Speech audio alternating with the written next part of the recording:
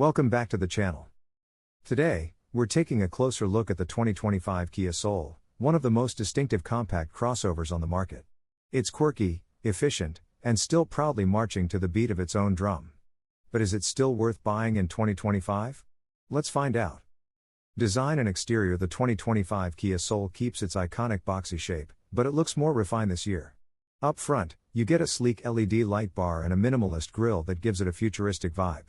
Depending on the trim, you'll find stylish 17 or 18-inch alloy wheels and new two-tone color options that really make it pop. Interior and comfort. Step inside, and you're greeted with a surprisingly spacious cabin. The tall roofline means tons of headroom, and the Soul still offers some of the best rear legroom in its class. Materials feel upscale for the price, especially on higher trims like the X and GT line. The infotainment system features a 10.25-inch touchscreen with Apple CarPlay and Android Auto standard, crisp, responsive, and easy to use.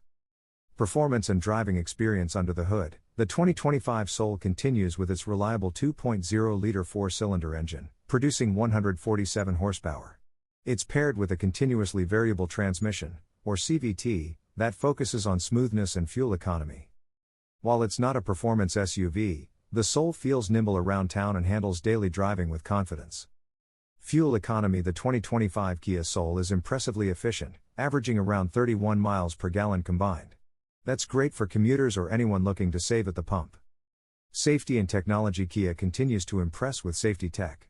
The 2025 model includes standard forward collision avoidance, lane keeping assist, driver attention warning, and rear cross traffic alert. Optional features like adaptive cruise control make long trips much easier. So, is the 2025 Kia Soul still worth it? Absolutely, if you want a small crossover that stands out, offers great value, and packs plenty of tech.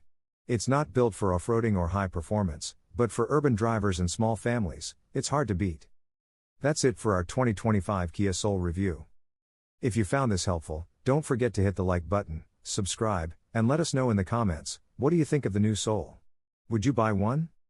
Thanks for watching, and we'll see you in the next video.